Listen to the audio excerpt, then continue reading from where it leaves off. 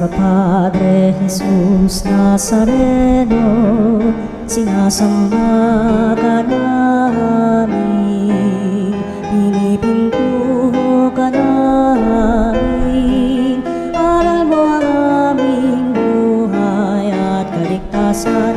Nuestro Padre Jesús Nazareno, iligtas mo kami sa kamatayan.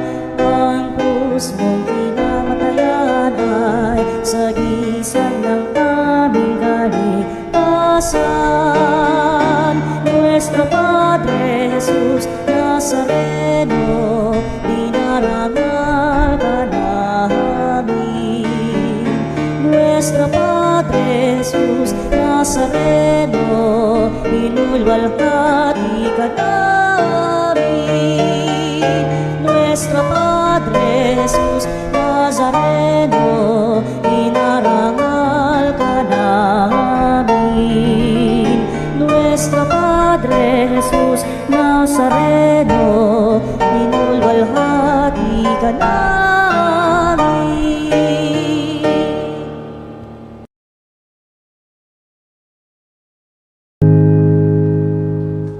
Sa ngalan ng Ama at ng Anak at ng Espiritu Santo. Amen. Sumainyo ang Panginoon. At sumayo rin. Mga kapatid, aminin natin ang ating mga kasalanan upang tayo maging marapat gumanap sa banal na pagdiriwang.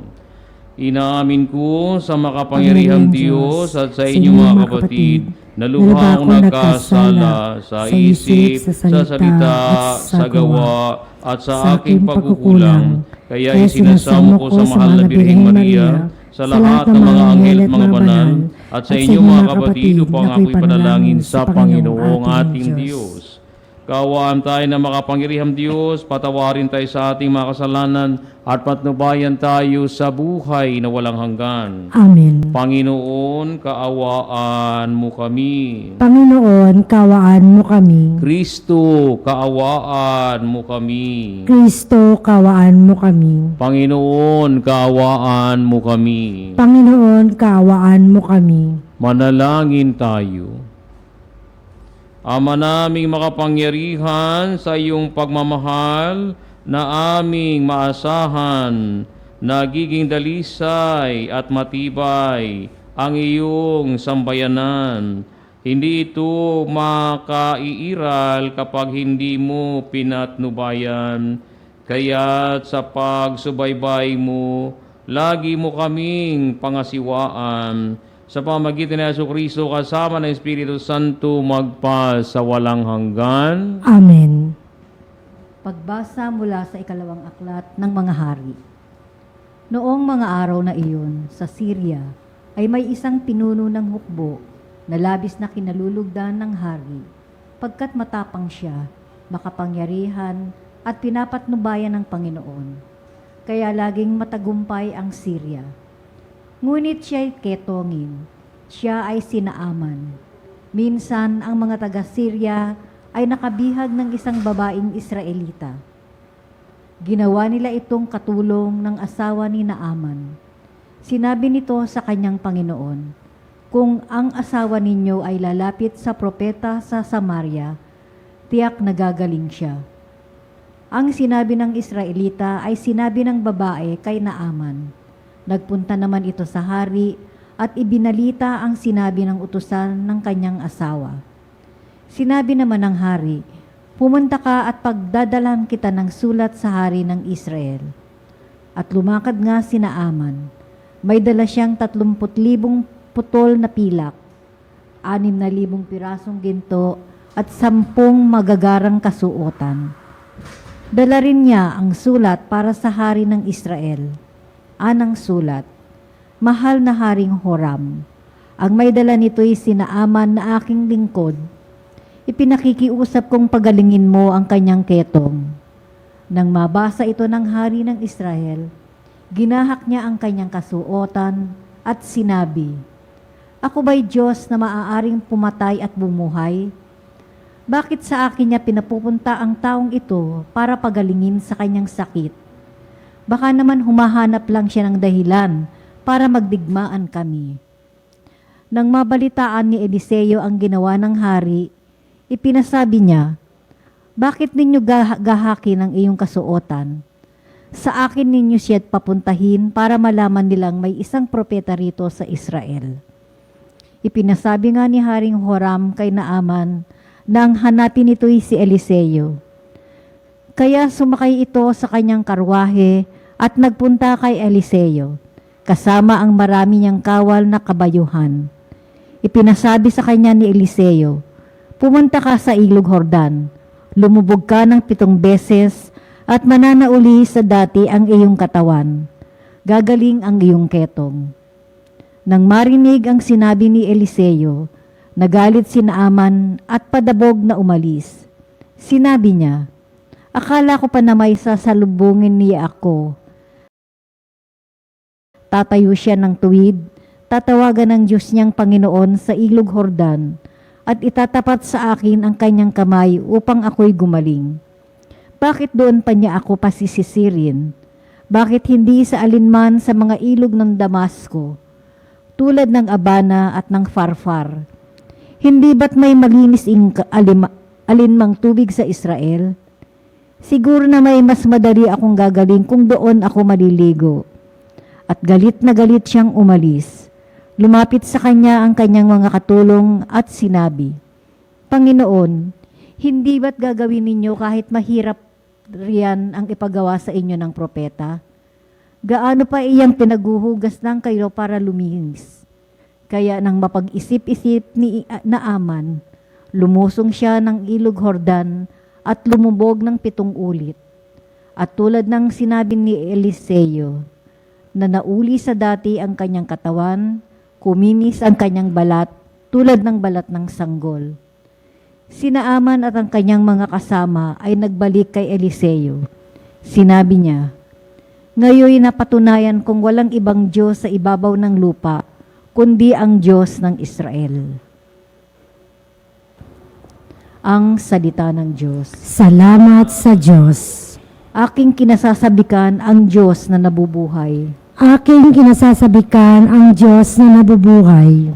Kung paanong yaong batis ang hanap ng isang usa, gayong hinahanap ang Diyos ng uhaw kong kaluluwa. Aking kinasasabikan ang Diyos na nabubuhay. Nananabik ako sa Diyos, Diyos ng buhay walang iba. Kailan kaya maaaring sa harap mo ay sumamba? Aking kinasasabikan ang Diyos na nabubuhay. Ang totoo at ang liwanag, buhat sa iyo ay pakamtan, upang sa Siyon ay mabalik sa bundok mong dakong banal, sa bundok mong pinagpala at sa templo mong tirahan. Aking kinasasabikan ang Diyos na nabubuhay. Sa dambana mo, O Diyos, ako naman ay dudulog. Yamang galak at ligaya ang sa aki iyong dulot. Sa saliw ng aking alpat, magpupuri akong lubos. Buong lugod na aawit ako sa Diyos na aking Diyos. Aking kinasasabikan ang Diyos na nabubuhay.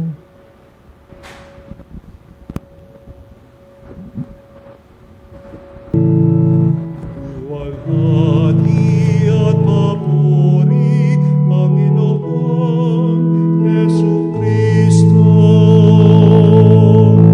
Luwalhati at papuri, Panginoon Jesucristo.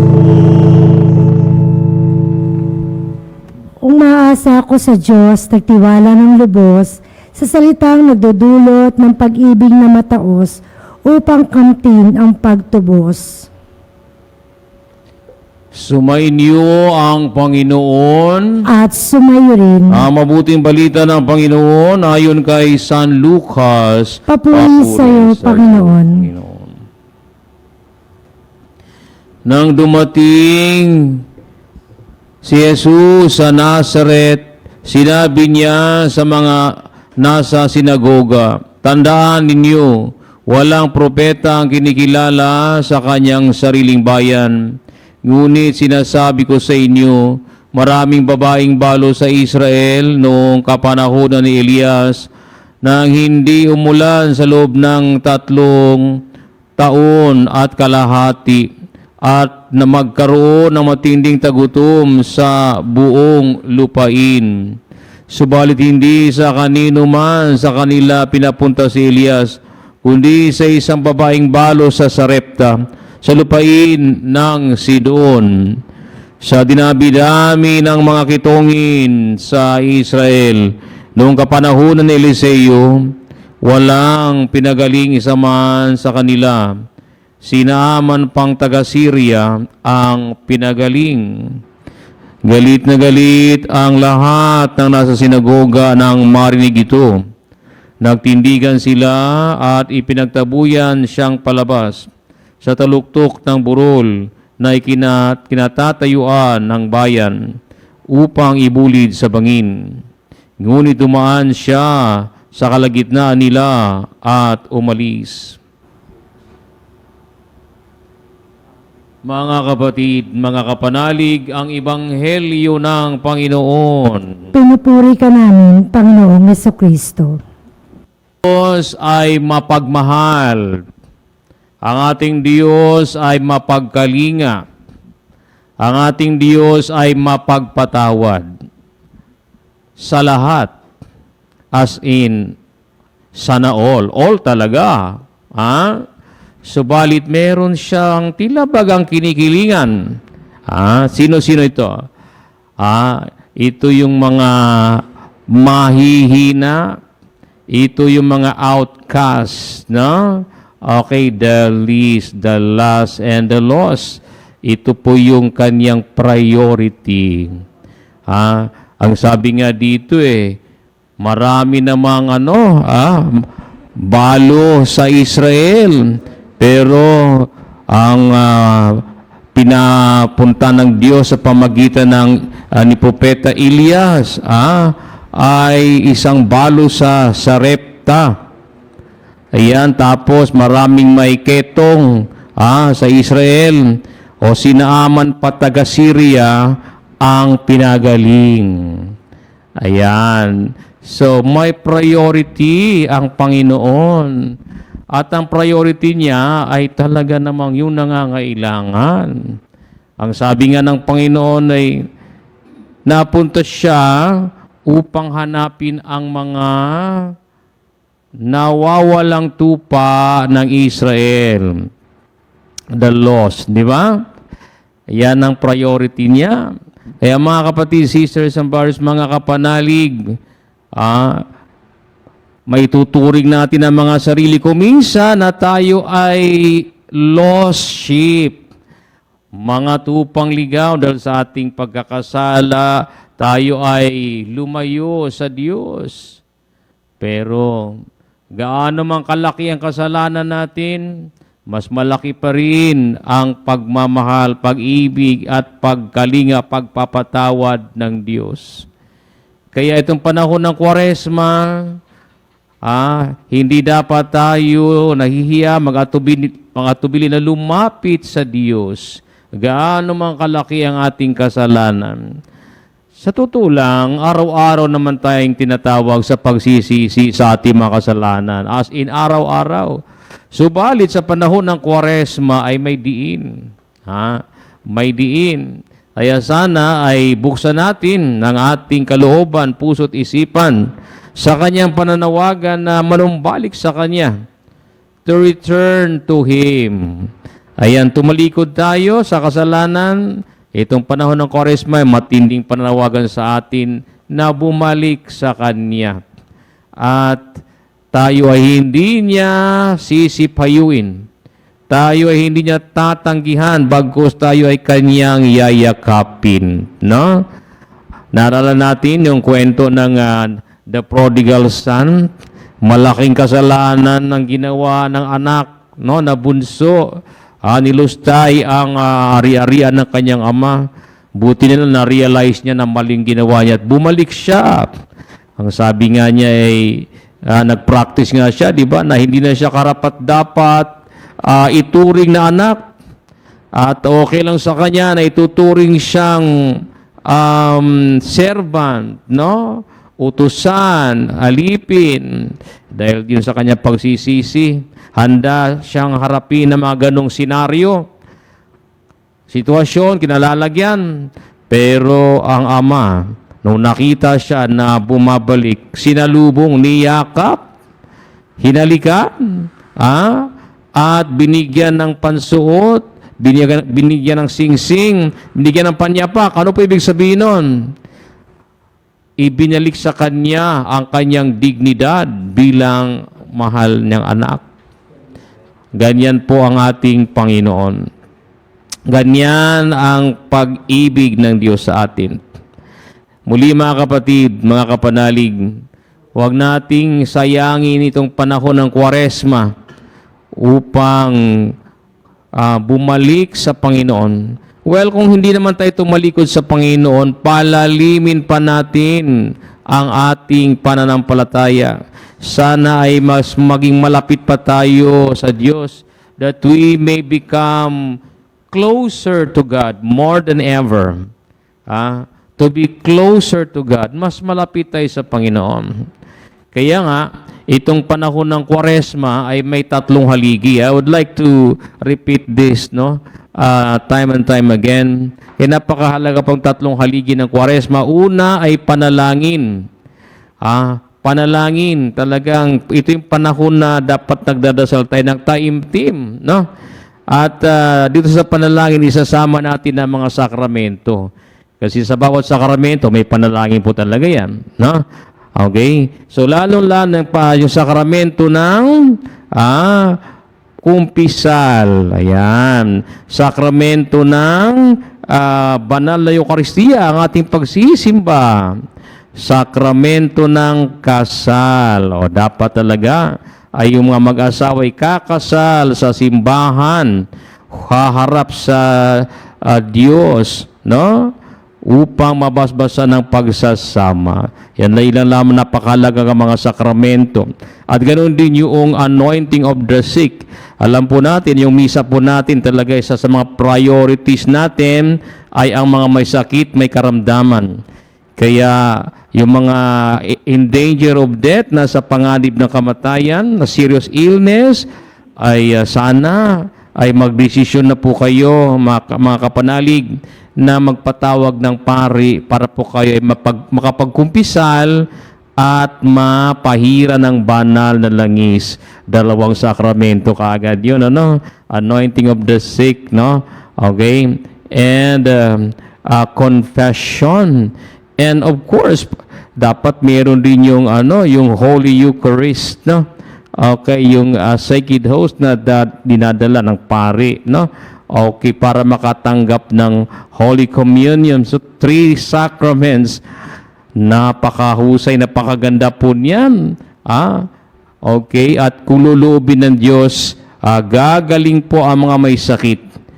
Kung hindi man yan luluubin na gumaling, makasama sa kanyang pagdurusa at hanggang sa huli ay makasama sa kaluwalhatian dun sa langit. Okay, so prayer, number 1 po yan. Number 2 natin ay ang ating pag-aayuno at pagtitimpi, Bawas sa pagkain, iwas sa pagkain, pero ang pinakamahalaga, iwas sa kasalanan. Ayan ang pinakamahalaga sa pag-iwas. Hindi lang pagkain, kundi sa kasalanan talaga, di ba? Yun ang pag-iwas sa pagkain, pagdidisiplina sa sarili yan pagtitika. At ang pangatlong haligi ay ang ating pagtulong sa kapwa. Hindi natin dapat kinakalimutan ang ating obligasyon sa ating kapwa. Ang sabi nga ay walang sino man ang nabubuhay para sa kanyang sarili lamang. Walang sino man ang namamatay para sa kanyang sarili lamang. Dahil tayong lahat ay may pananagutan sa isa't isa. So ito yung pangatlong haligi ng Kwaresma, ang ating pakikipagkapwa-tao, ang ating pagtulong sa ating kapwa, lalong-lalo na sa mga dukha. Sa mga dukha. Kapag naisagawa natin ito in one way or another, ayan, lumalalim po tayo sa pananampalataya. Lumalalim tayo sa pananampalataya at mararanasan natin ang grasya, ang biyaya ng Diyos. Kaya sana mga kapatid, i-consider natin ito, ang 3 haligi ng Kwaresma. Panalangin, number 1, panalangin, sakramento. Pangalawa, pag-ayuno, pagtitika, pagtitimpi, lumayo sa ilang mga pagkain, lumayo sa kasalanan. Pangatlo, pagtulong sa kapwa, ang ating pagkakawang gawa. God bless you all.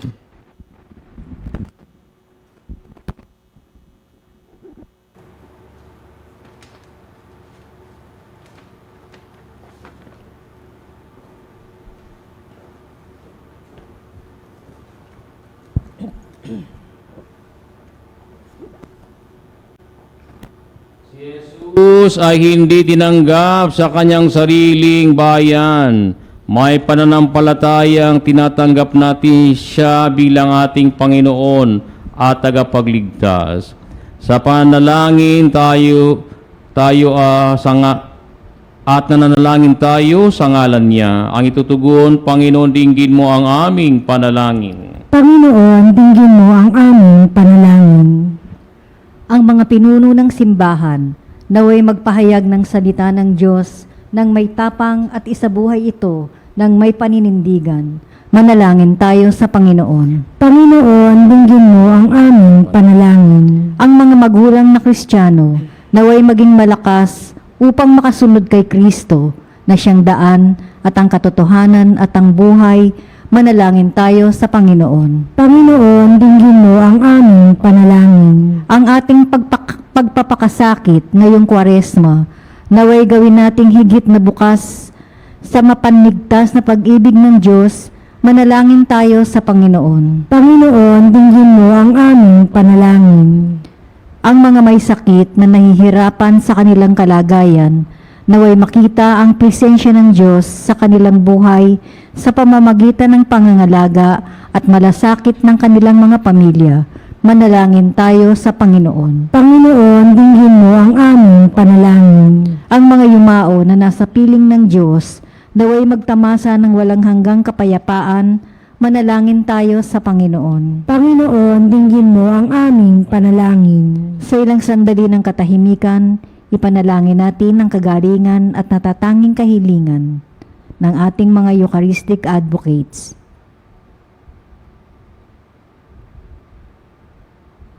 Manalangin tayo sa Panginoon. Panginoon, dinggin mo ang aming panalangin.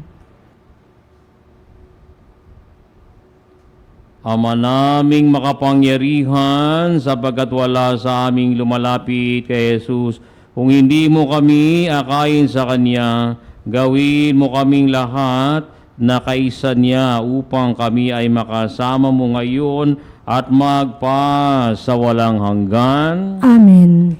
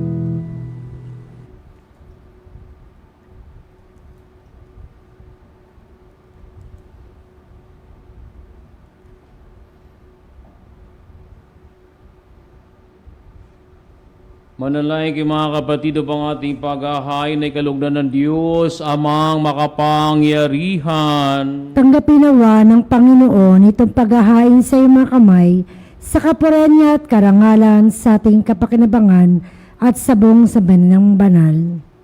Ama naming lumikha, ang aming paglilingkod sa paghahain ngayon ay lubusin mo sa aming pakikinabang sa dulot mong kaligtasan sa pamagitan ni Jesucristo kasama ng Espiritu Santo magpa sa walang hanggan. Amen. Sumainyo ang Panginoon. At sumayo rin, Itaas sa Diyos ang inyong puso at diwa. itinasa namin sa Panginoon. Pasalamatan natin ang Panginoong ating Diyos. Marapat na siya ay pasalamatan. Ama naming makapangyarihan, tunay ngang marapat na ikaw ay aming pasalamatan sa pamagitan ni Jesucristo na aming Panginoon. Minarapat mong ang pagtitiis para sa naghihirap ay maging tagapagpahiwatig ng pasasalamat na aming inihahain ngayon sa iyong hapag. Ang iyong anak ay ulirang tagapagbigay ng pagsasaluhan sa mga nagugutom at mga nauuhaw. Sa pagsunod namin sa giliw mong anak, ang pagkamaawain mo ay aming ginaganap upang ang pag-iimbot ay mapawing lahat sa aming pag-uugali at gawaing binabalak. Kaya kaysa ng mga anghel nagsisiyawit ng papuri sa iyo na walang humpay sa kalangitan, kami nagbubunyi sa iyong kadakilaan. Santo, Santo, Santo, Panginoong Diyos ng mga hukbo, napupuno ang langit at lupa ng kadakilaan mo. Hosana sa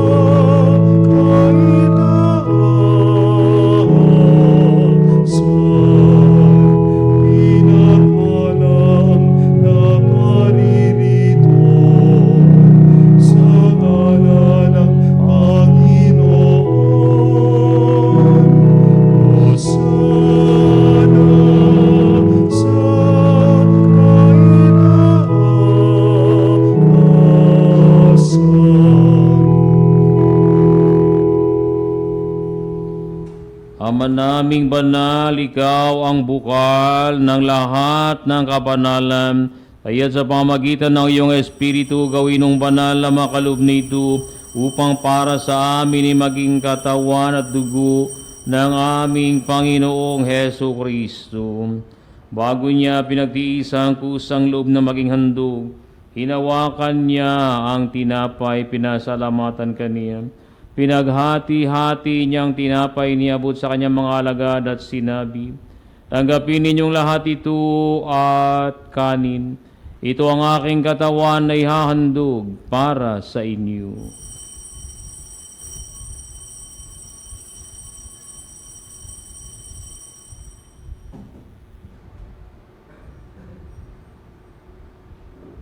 Gayon din naman na matapos ang hapunan, hinawakan niya ang kalis, muli kanyang pinasalamatan. Iniabot niya ang kalis sa kanyang mga alagad at sinabi, "Tanggapin ninyong lahat ito at inumin. Ito ang kalis ng aking dugo, ng bago tulang hanggang tipan. Ang aking dugo na ibubuhos para sa inyo at para sa lahat, sa ikapagpapatawad ng mga kasalanan. Gawin ninyo ito sa pag-alaala sa akin."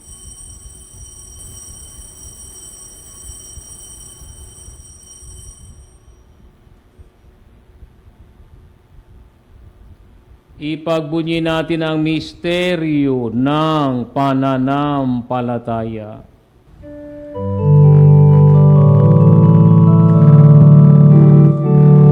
Si Kristo ay gunitain,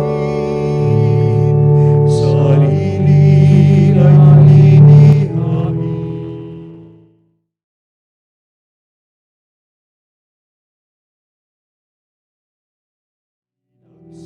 Sasaluhan natin hanggang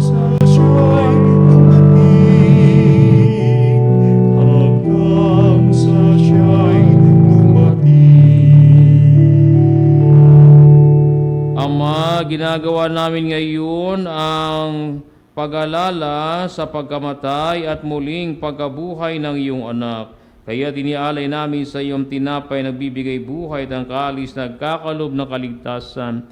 Kami ay nagpapasalamat dahil kami ay iyong minarapat na tumayo sa harap mo upang maglingkod sa iyo. Isinasamo namin kami magsasalo-salo sa katawan at dugo ni Kristo ay mabuklod sa pagkakaisa sa pamagitan ng Espiritu Santo. Amalingapin mo ang iyong simbahang laganap sa buong daigdig. Puspusin mo kami sa pag-ibig. Kaysa ni Leon na aming Santo Papa at ni Dennis na aming Obispo at ang lahat ng kaparian. Alhain mo rin mga kapatid naming nahimlay na may pag-asang sila'y muling mabubuhay, gayon din ang lahat ng mga pumanaw. Kaawaan mo sila at patuloyin sa iyong kaliwanagan. Kaawaan mo paginapatin kaming lahat na makasalo sa iyong buhay na walang wakas. Kaysa ng mahal na Birheng Maria na ina ng Diyos, kaysa ni San Jose ang kanyang banal na esposo, kaysa ng mga apostol at ang lahat ng mga banal na namuhay dito sa daigdig ng kalugod-lugod sa iyo, may pagdiwang nawa namin ang pagpupuri sa ikararangal mo, mamagitan ng iyong anak na aming Panginoong Heso Kristo. Sa pamagitan ni Kristo kasama niya sa kanyang lahat ng parangal at papuri ay sa iyo, Diyos amang makapangyarihan, kasama ng Espiritu Santo, magpa sa walang hanggan.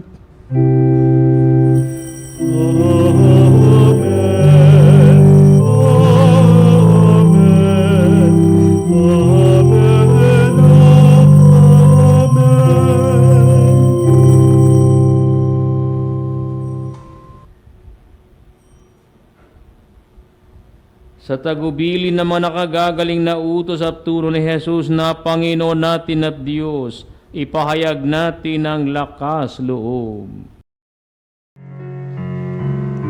Ama namin, sumasalangit ka, sambahin ang ngalan mo, mapasa amin ang kaharian mo, sundin ang loob mo, dito sa lupa, para lang sa langit. Bigyan mo kami ngayon ng aming kakanin sa araw-araw. At patawarin mo kami sa aming mga kasalanan, para lang pagpapatawad namin sa nagkakasala sa amin. At wag mo kami ipahintulot sa tukso, at iadya mo kami sa lahat ng masama. Diyos Ama, hinihiling namin na kami ay yadya sa lahat ng masama.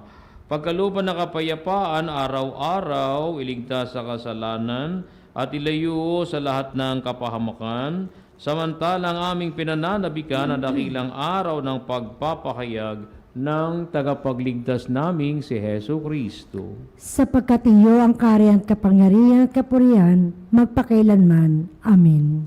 Panginoong Heso Kristo, sinabi mo sa iyong mga apostol, kapayapaan ang iniiwan ko sa inyo. Ang aking kapayapaan ang ibinibigay ko sa inyo. Panginoon, tunghayin niyo po ang aming pananampalataya at huwag ang aming mga pagkakasala. Naway pagkalooban niyo po kami ng kapayapaan at pagkakaisa ayon sa iyong kalooban kasama ng Espiritu Santo magpa sa walang hanggan. Amen. Ang kapayapaan ng Panginoon ay laging sumainyo. At sumayo rin. Magbigayan kayo ng kapayapaan ni Kristo sa bawat isa. Kapayapaan, kapayapaan, peace be with you. Cordero ng Diyos na nag-alis ng mga kasalanan ng sanlibutan, maawa ka sa amin. Cordero ng Diyos na nag-alis ng mga kasalanan ng sanlibutan, maawa ka sa amin. Cordero ng Diyos na nag-alis ng mga kasalanan ng sanlibutan, ipagkaloob mo sa amin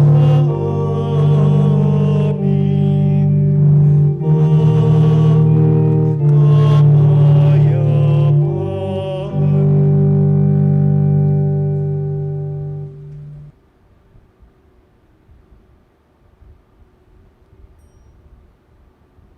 Mga kapatid, mga kapanalig, naririto ang ating Panginoong Hesukristo sa anyo ng alak at tinapay. Si Kristo ang kordero ng Diyos, nag-aalis sa mga kasalanan ng sanlibutan. Mapapalad ang mga inanyayahan sa kanyang banal na piging. Panginoon, inyong karapat-dapat na magpatuloy sa iyo, ngunit sa isang salita mo lamang ay gagaling na ako.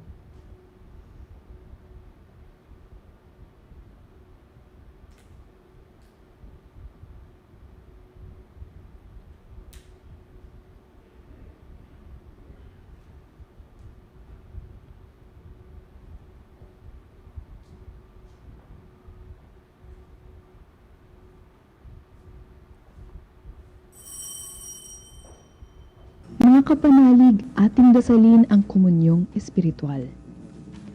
O Jesus, nananalig ako sa pananahan mo sa kabanal-banalang sakramento. Minamahal kita higit sa lahat at hangad ka ng aking kaluluwa. Hindi ko man matatanggap ngayon ang iyong katawan at dugo, inaasahan ko na patuloy kang mamumuhay sa aking puso. Naniniwala ako na narito ka at kaisa ka ng aking buong pagkatao. Huwag mong ipahintulot na mawalay ako sa iyo. Amen. Panalangin sa karangalan ng Nuestro Padre Jesus Nazareno. O Jesus Nazareno, katamis-tamisan naming manunubos, sa harap mo ngayon naririto kami't nangangayupapa at nagsisisi ng taos-puso sa aming pagiging walang turing sa iyo at paglimot sa di mabilang na mga biyaya mo, lalong-lalo na yaong mahalagang biyaya ng pagtutubos. Dinaramdam namin at pinagsisisihang labis, Panginoon ko, ang pagkakasala namin sa iyo.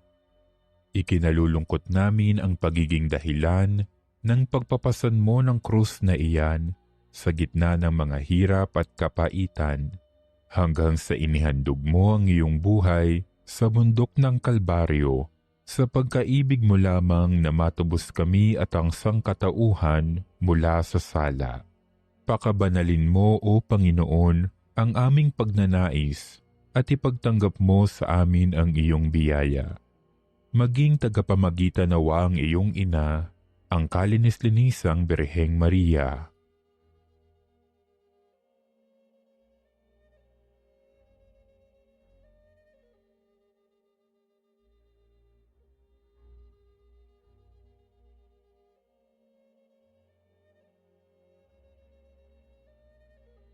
Ama naming makapangyarihan, niloob mong akuin ang iyong anak, ang krus at kamatayan, upang ang sangkatauhan ay matubos at mabuhay.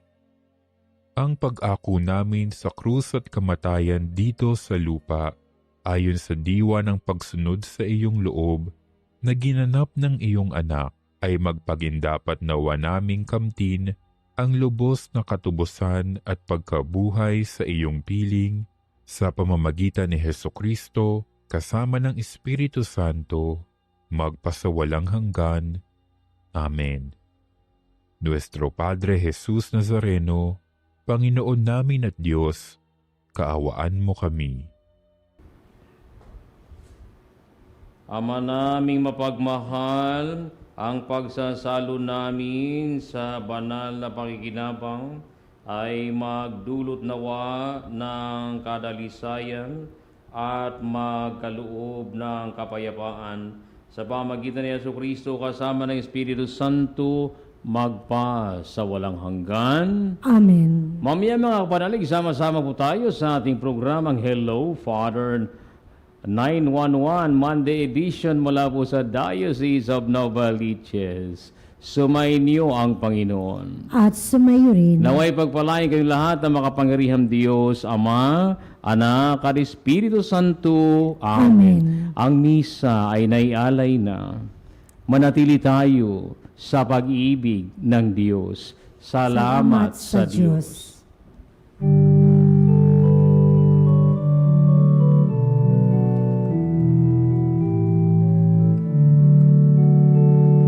Walang sino man ang nabubuhay para sa sarili lamang. Walang sino man ang namamatay para sa sarili lamang.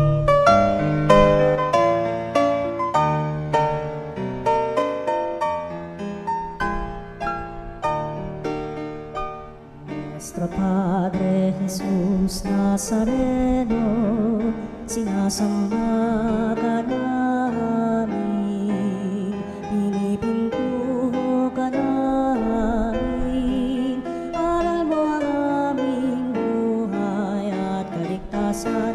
Nuestro Padre Jesus Nazareno, iligtas mo kami sa kamatayan, ang krus mong pinamatayan ay sagisag ng aming kaligtasan. Nuestro Padre Jesus Nazareno, dinarangal ka namin.